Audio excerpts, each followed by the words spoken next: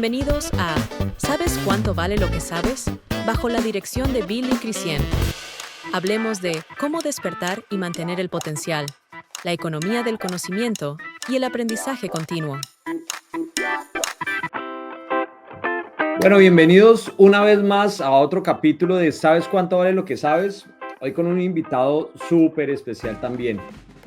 Una persona que tuve la oportunidad de conocer hace, ¿qué será? Unos 3 años, Rafa, ya aproximadamente. Nos conocimos en un viaje por allá en Stanford y bueno, y otras universidades que estábamos hablando de educación. Nos invitó un gran amigo que tenemos en común y coincidimos y comenzamos a tener unas conversaciones bien interesantes y te quise invitar, Rafa, precisamente para que continuáramos un poco esa conversación y que nos cuentes también cómo has ido evolucionando en tu empresa. Rafa Gonzalo es un español que creó una empresa bien disruptiva en el sector educativo. Ya pues voy a dejar, Rafa, que tú te presentes un poquito de tu background y cuál fue tu propuesta en el momento que arrancaste con tu proyecto y bueno, nos cuentas un poco de ese emprendimiento. Adelante, Rafa. Billy, muchas gracias por invitarme a este espacio de compartir conocimiento y poner ideas en común, ¿no? En pro de la mejora de una industria, ¿no? y de un servicio tan importante y tan transformador como es el de la educación. Nosotros empezamos con The Power, que en su momento, cuando lo lanzamos, se llamaba The Power MBA, y no teníamos ni idea de educación, no teníamos ni idea de educación. Éramos gente que venía del mundo de la consultoría de negocio. Uno de mis socios era Business Angel y en esencia lo único que sabíamos es que la educación ejecutiva en business, que era por donde empezamos, pues nos cuestionamos si realmente se podía plantear de otra manera, más beneficiosa o más conveniente para los clientes, ¿no? Para los alumnos. Básicamente era que no costara tanto dinero y además que la gente lo pudiera conciliar con su día a día sin parar su vida, ¿no? Un MBA, que es la categoría con la que nosotros empezamos, es, como bien sabéis, es caro y normalmente pues te requiere entre 1 y 2 años, ¿no? Y creamos una fórmula que funcionó fenomenal, que era grabar el programa entero en pequeños fragmentos y en pequeñas píldoras que estaban perfectamente hiladas y conectadas. Entonces empezabas por estrategia, modelos de negocio, toda la parte de go-to-market, marketing, liderazgo, gestión de personas, finanzas, lo que es operaciones, lo que es un MBA, ¿no?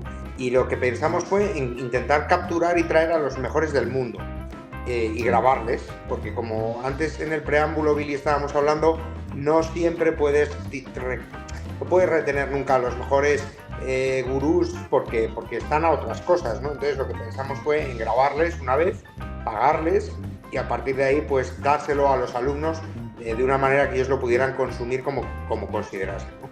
Tuvimos un éxito súper increíble y os hablo del año 18, 19, 20 con la pandemia fue brutal. Lanzamos el programa en inglés y en Estados Unidos, Inglaterra, Alemania, en un montón de países y funcionó súper bien. Pero como todo,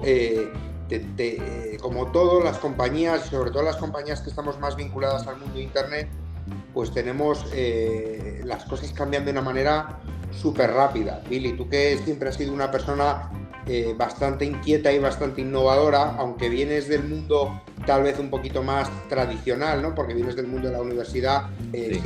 siempre has tenido la inquietud de llevar el conocimiento de otra manera y de innovar en las metodologías y de entrar en el mundo digital, etcétera. Así que me imagino que sabes bien, ¿no? Y los que estáis en esto sabéis bien de lo que hablo, ¿no? Y así fue. Y desde el año 21 empezamos a recoger todo lo aprendido y a lanzar otras categorías.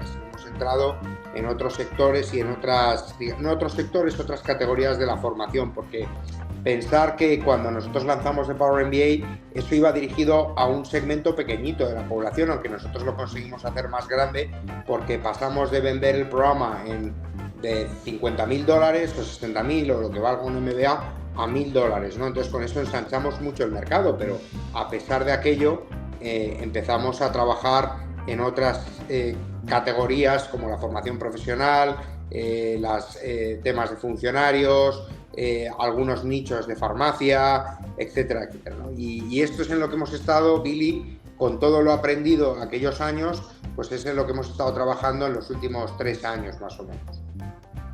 Buenísimo, Rafa. Pues, y me contabas también en la previa que ya lograste darle el giro a la compañía, ya otra vez como que retomaron el camino de la abundancia, lo cual sí, no es fácil dar un giro de esos.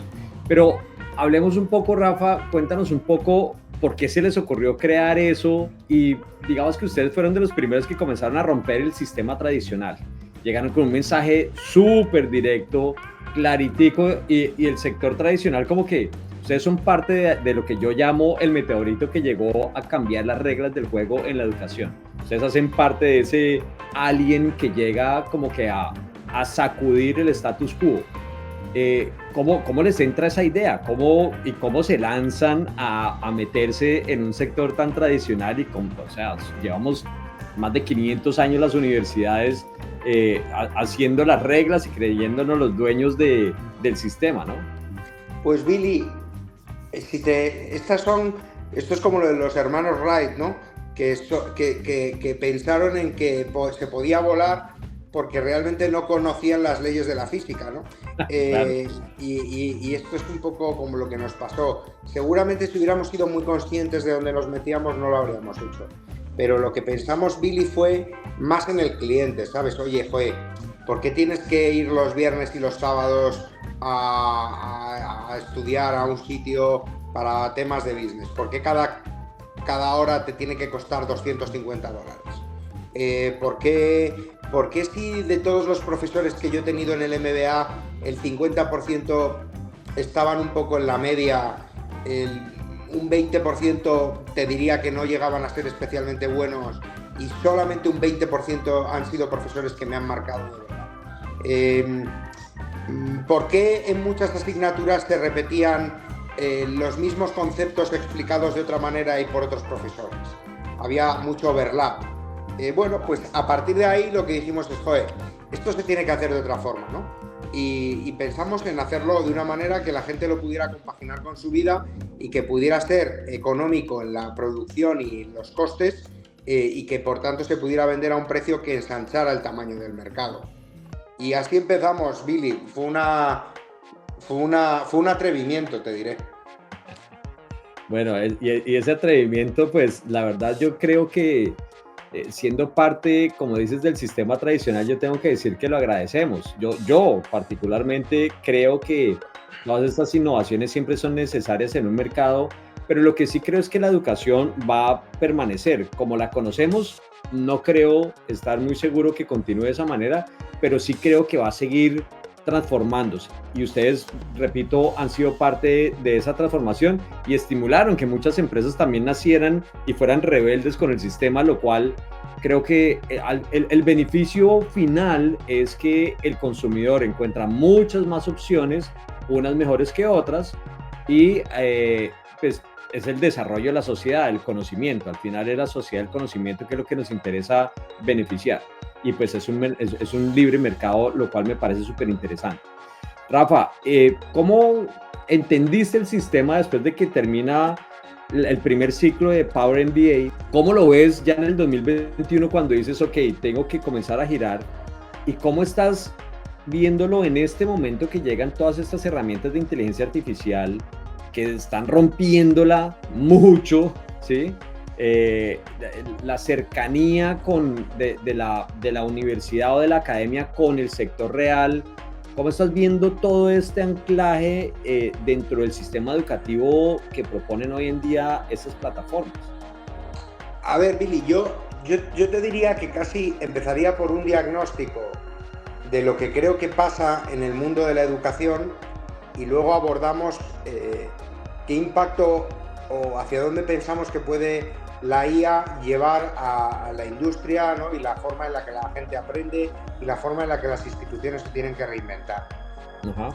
Yo te diría que casi todas las organizaciones, a lo mejor las privadas menos, pero y claro, no es lo mismo una universidad que un colegio, que un instituto, ¿no? Pero en general, Billy, creo que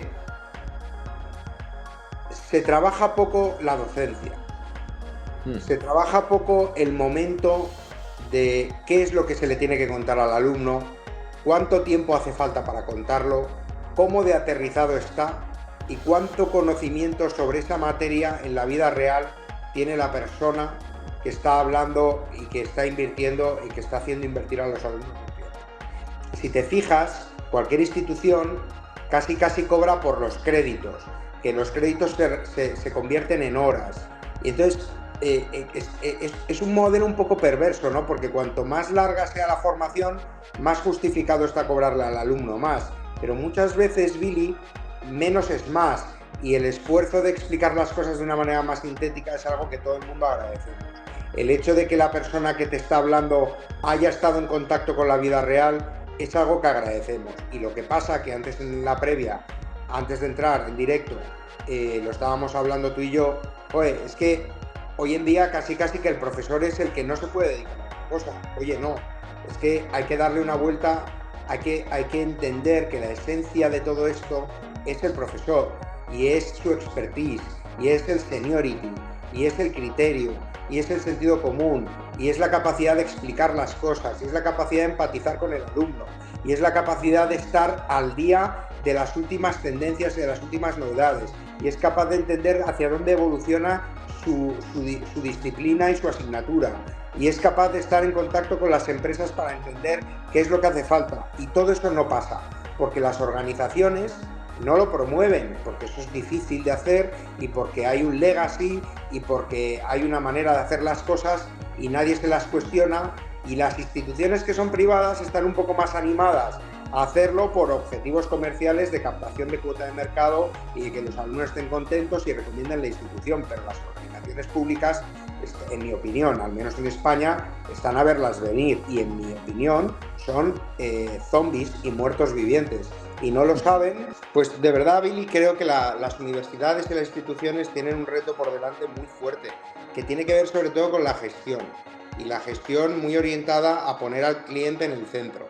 Por ejemplo, y te pongo un ejemplo real, en algunas universidades los horarios de clase para determinadas asignaturas los marca el profesor en base a cuando puede él dar las clases o le viene bien, pero no se tiene en cuenta si el perfil del alumno, por ejemplo, es un alumno profesional que tiene que dar clases por las tardes. Sí. Entonces, sobre todo en la pública, porque en la privada hay herramientas coercitivas por parte de la dirección que te dicen, mira guapo, si no quieres dar clase en este horario te marchas, pero en la pública no es así, ¿sabes? Entonces, es una verdadera pena que en España, por ejemplo, en torno al 40% ya de las carreras universitarias, la gente, aun teniendo la gratuidad de lo público, opta por lo privado, y más del 50% de los másters. Entonces, es muy significativo.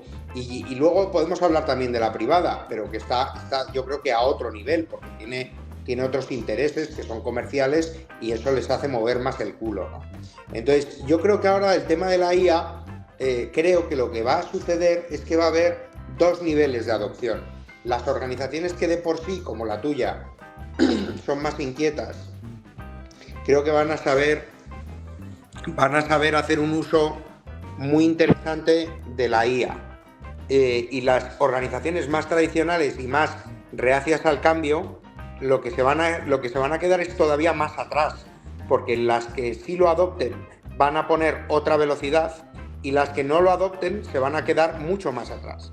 ¿Y en qué ámbito se va a utilizar la IA? Las organizaciones que estén abiertas, sin miedo, a utilizar la IA y el potencial de la IA, pues van a conseguir construir una mejor propuesta, un mejor servicio, y van a conseguir alumnos más contentos, y seguramente eso redundará también en que los alumnos aprendan de manera más eficaz, en menos tiempo, con mayor impacto, etcétera, etcétera.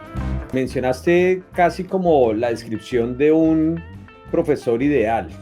Y tú estás diciéndolo súper bien, que las organizaciones que tomen la decisión, puede que muchas organizaciones, te voy a decir, por ejemplo, una universidad pública o un instituto, un colegio, un instituto, puede decir, listo, tomamos la decisión de adoptar la inteligencia artificial, y las nuevas tecnologías, pero si los profesores no están dispuestos con toda esa descripción que hiciste, yo creo que se va a quedar también muy pobre esa evolución, Rafa, que no es solamente unas decisiones corporativas, sino es la decisión de la persona. Totalmente, Billy.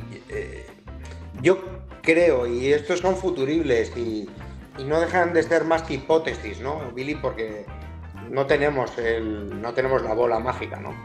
Pero yo creo que hay muchas... o sea, esto va a ser un proceso donde va a haber una destrucción creativa clarísima. Creo que en los próximos años van a cerrar muchísimas instituciones educativas. No te digo mañana o pasado, yo te hablo a 20 años vista, ¿vale? Entonces, lo que creo, el photofinish, las diferentes etapas no sé cuáles van a ser, no sé cuáles son los timings, va a depender de muchos factores, ¿no? Y depende del país, depende de la disciplina educativa, de muchas cosas, ¿no? Pero yo creo, Billy, que va a haber muchas instituciones que van a cerrar. Y creo que va a haber muchos profesores que se van a jubilar, están en fin de ciclo y tal, y esos van a salir en los próximos años, y los nuevos profesores que vayan entrando y la gente que se dedique a la academia, creo que va a ser un perfil, o debería ser un perfil muy, muy, muy diferente. Va a ser un perfil, creo que cada vez menos académico, cada vez más práctico, cada vez más vinculado al mundo profesional, siempre y cuando los gobiernos sean capaces de facilitar esta evolución, porque ahora mismo, por ejemplo, en la universidad en España, el 75% tienen que ser doctores. Entonces, dices, joder, ¿cuándo se puso esta norma y por qué?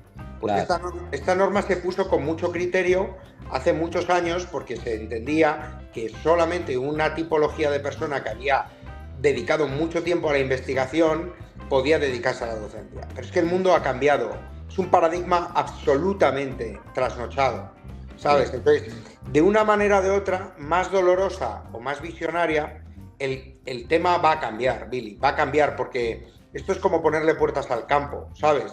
El ser humano es capaz de adaptarse, lo que pasa es que dependiendo de los diferentes escenarios y stakeholders, los gobiernos, el pensamiento tradicional de las instituciones, sus intereses económicos, va a hacer que sea más o menos doloroso, pero creo que a la vuelta de 20 años, el perfil del profesor, por imperativo legal, va a tener que ser muy distinto al actual, muy distinto. Rafa, pero tú dices una perspectiva de 20 años, ya por lo menos en Latinoamérica, particularmente en Colombia, muchos colegios han cerrado, muchos ya están eliminados, no digo que por causas de la tecnología, sino por causas de oferta, hay sobreoferta, temas también de tecnología, pero hay dos cosas que yo creo que tú nombrabas que son súper importantes. Hay una que es las reglas del juego que tienen los gobiernos. ¿Cuáles son las reglas del juego que están enmarcados? ¿Y quiénes deciden esas reglamentaciones, ¿no? Es decir, la estructura muchas veces de lo que ya existe y que está reglamentado, quisieran innovar muchas veces, pero esas reglamentaciones no dejan innovar al mismo ritmo que están innovando las tecnologías, porque quienes determinan las reglas no entienden esas nuevas tecnologías. Entonces, eso también está generando llamemos ese vacío, ese valle, medio un valle de la muerte. Y los profesores que están actualmente, o sea, hay gente que le quedan 10, 15 años de estar todavía laborando, pero están en el siglo pasado, porque se quedaron allá. Tuve la oportunidad de estar en Finlandia hace unos años y la ministra de Educación decía que el mayor reto que tenía Finlandia era que las instituciones educativas fueran al ritmo del ministerio. ¿Puedes creer eso? O sea, yo decía, esto parece un chiste, ¿sí? Ojalá viviéramos en eso, en el mundo viviéramos de esa manera. Ahora, imagínate ese reto, Rafa. Totalmente, Billy, pero piensa una cosa, esto creo que va a ir evolucionando, como te he dicho, por imperativo legal. Si las universidades no son capaces de adaptarse a la nueva realidad, lo que va a suceder es que cada vez más personas van a optar por la formación no reglada. Claro. Y ya se buscan la vía y la fórmula de buscar experiencias formativas que se adecúen a lo que las compañías quieren. porque muchas de las personas se sacan las titulaciones para poder trabajar en el mercado, pero no son habilitantes. Claro. Entonces, ahí ¿qué ocurre? Que tú vas a buscar aquello en lo que te vas a poder ganar bien la vida. Y quien decide cómo ganarte bien la vida son las compañías y es el sector privado. Entonces, hoy en día hay una gran ventaja sobre hace unos años, macho.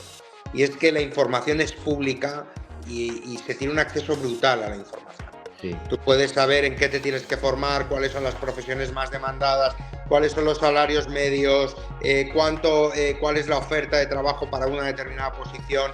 Y desde el lado de la oferta, de dónde te tienes que formar, los reviews de los alumnos, sus experiencias son públicas en internet. Cualquier institución que no funciona bien la ponen a caer de un burro rápidamente los alumnos. Entonces va a suceder porque hoy en día la información empodera mucho a las personas y va a pasar, ¿sabes? Otra cosa es cómo de doloroso va a ser el proceso. Rafa, ¿cómo te imaginas la educación de tus hijos? Tus hijos son bien chicos, están alrededor de los 10, entre 10 y 15 años. ¿Tú cómo te imaginas? ¿Qué les dirías? ¿Cómo los vas a guiar en ese proceso de formación cuando ya estén tomando? Es decir, primero, estar en la secundaria es un tremendo reto hoy en día, y ya cuando entren a decidir a qué se van a dedicar, ¿tú cómo te imaginas? O si ya has tenido conversaciones familiares, ¿cómo los guías?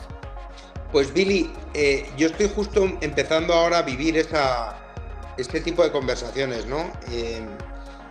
Fíjate, yo no lo sé, ¿sabes? Pero te diría que sobre todo tiene que prevalecer...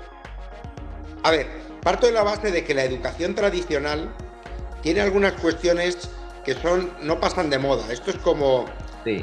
Hay algunos accesorios, el papel pintado... hay algunas cosas en la vida que no pasan de moda, ¿sabes lo que te digo? Entonces, sí. Hay la base de la educación en algunos aspectos, sobre todo en los colegios, hay algunas cosas que están bien. Es decir, tú sientas a un niño una serie de horas delante de un profesor y ya no es tanto por lo que aprenda, le estás enseñando otras cosas, le estás enseñando a hacer cosas que no le apetecen, le estás enseñando disciplina, le estás enseñando educación, convivencia, respeto, muchas cosas, ¿no? Y eso... Las habilidades humanas que son necesarias de convivencia y demás. Exactamente, y que te preparan para la vida, ¿sabes? Entonces, eso está bien, ¿sabes, Billy? Pero yo creo que sobre todo lo que hay que entender es en qué competencias hay que desarrollar a tus hijos o a los chicos del futuro. Sí. Y yo menciono algunas que de forma intuitiva o instintiva, sin ser un experto en la materia, creo que tienen sentido. Una, el espíritu de trabajo, de sacrificio. Yo son cosas que a mí me obsesionan, porque en cierto modo creo que son inmortales, Billy. Claro. Son inmutables. Sí. La resiliencia. Sí. Habilidades de comunicación, habilidades problem solving. Sí. Presentación, trabajo en equipo, trabajo en grupo. Sí. Entonces, hay un tema de adopción y de tener una apertura de mente al cambio. Una de las cosas más relevantes que creo que están sucediendo es la velocidad del cambio. Sí. El cambio es algo que ha sucedido en la humanidad desde que el hombre es hombre, joder. Y el ser humano se ha adaptado y se adaptará toda la vida. ¿Cuál es el reto? El reto es que las cosas, ahora mismo estamos viendo un momento donde una serie de tecnologías van a generar una serie de cambios a una velocidad exponencial. Entonces, la capacidad de estar abierto de mente a que el cambio no sea un sufrimiento y a aprender a que el cambio sea una parte y un elemento más con el que vas a convivir el resto de tu vida y la incertidumbre, creo que es algo que les prepara para cualquier escenario. Tú no puedes prever qué es lo que va a suceder. Lo que sí que les puedes es preparar para que aquellos escenarios que les vengan, ellos puedan manejarlos bien. Totalmente de acuerdo. Creatividad, pensamiento crítico, que tengan el criterio, y bueno, mucha lectura y mucho aprendizaje, ¿no, Rafa? Que son habilidades que siempre estarán, que es lo que tú dices que uno aprende en la escuela y en la vida. Al final en la universidad también uno aprende eso, a debatir, la calle, el conversar, el networking. A mí hay algo, Billy, que me preocupa como padre y casi como ser humano, y es que, macho, nosotros somos unos afortunados, Billy, y somos personas extremadamente inquietas y somos personas que, joder, estamos en un percentil muy al extremo, sí. ¿Sabes? Y yo sé que mis hijos y tus hijos, pues exactamente lo mismo, más o menos, un poco más, un poco menos, da igual, pero están ahí y les va a ir bien en la vida, Billy, les va a ir bien, ¿sabes? Les va a ir bien. De hecho, cada vez les va a ir mejor. ¿Por qué? Porque el problema es el conjunto de la sociedad. Claro. Yo creo, macho, que tenemos un problema importante en tanto en cuanto creo que las mejores generaciones, al menos aquí en España, y a lo mejor estoy equivocado y estoy siendo un pelín pesimista, pero las mejores generaciones de jóvenes ya han sido, o por lo menos en España, ha sido mi generación, la anterior y la inmediatamente posterior, porque todavía se educaba de una determinada manera que creo que es muy útil y muy interesante. Y sin embargo, ahora las nuevas generaciones tienen una resistencia muy fuerte a algunas cuestiones que son elementales, como el sacrificio, el trabajo, la persistencia, la perseverancia, el espíritu crítico, la inquietud por aprender, etcétera, etcétera. Entonces, hoy en día el mundo está demasiado orientado al atajo y está demasiado orientado al reconocimiento a corto plazo y demasiado orientado a la experiencia y a la gratificación muy del corto plazo. Joder, claro, y eso me preocupa, Billy, ¿sabes? Claro, sí, Rafa, estamos completamente de acuerdo, y a eso súmale otra cosa, que cuando lo mencionabas se me venía a la cabeza también la posibilidad con la tecnología, y es el acceso. No todo el mundo tiene acceso. Latinoamérica principalmente, bueno, al final en todo el mundo, no todo el mundo tiene el acceso a educación de calidad, y eso también genera brechas. Tú lo mencionabas, van a haber muchas universidades que no van a poder lograrlo, instituciones educativas, colegios no lo van a poder lograr, y eso, ¿qué quiere decir al final? Menos acceso a educación de calidad. Y la tecnología debería darnos eso, la cobertura de las redes de transmisión, por lo menos en Latinoamérica, es muy baja. Tenemos que lograr de alguna manera poder dar mucho más acceso. Al final todo, como lo decíamos también en la previa, todo termina siendo educación. Toda plataforma, todo sistema educativo, las EdTech, los emprendimientos como el tuyo, son educación de diferentes maneras para diferentes mercados, pero lo que necesitamos es que siga existiendo la educación de calidad, ¿sí? Porque también sale muchísimo en redes, y ese es otro capítulo que quería que habláramos, Rafa, es mucha persona, tengo que decirlo, engañando en redes sociales. Sin duda. ¿Cómo combatir un poco eso? Es que, Billy, es que no se puede combatir, macho.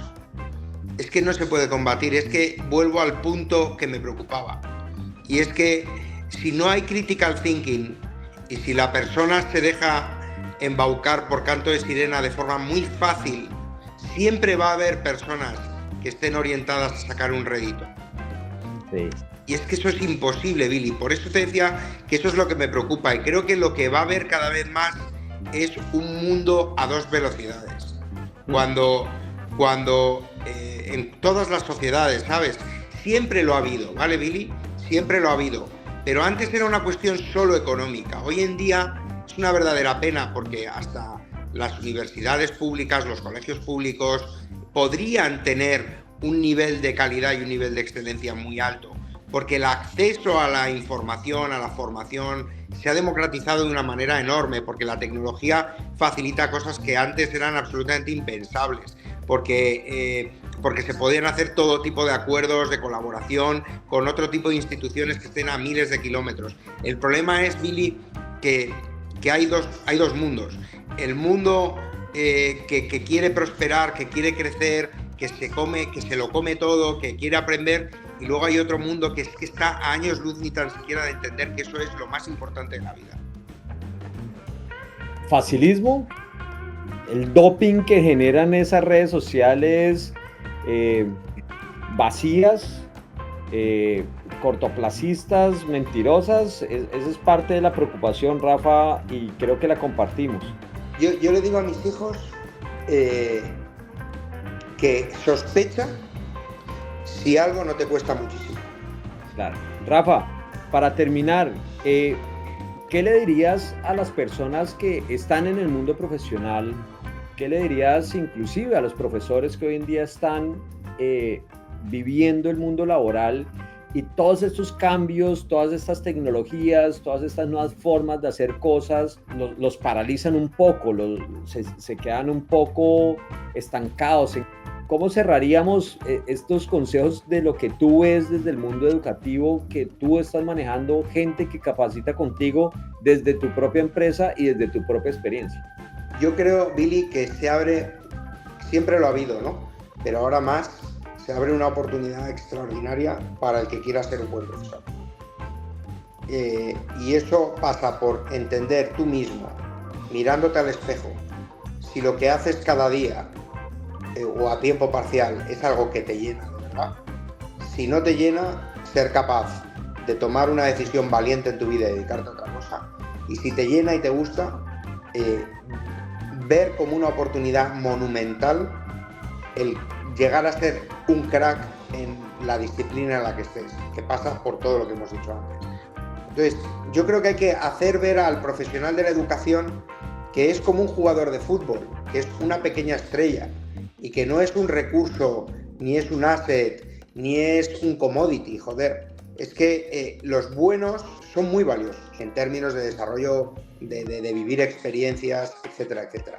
Y eso depende de cada uno de los individuos. Como todo en la vida, como en los médicos, en la medicina, en la judicatura, en cualquier ámbito de la vida, pues depende del nivel de inquietud o de mediocridad que tenga la persona. Esto nos ayuda a responder un poco la inquietud que yo planteo en este espacio, en este podcast de ¿sabes cuánto vale lo que sabes? Yo creo que enriquece muchísimo la conversación y bueno, te agradezco muchísimo y creo que nos vemos este año por allá en Madrid.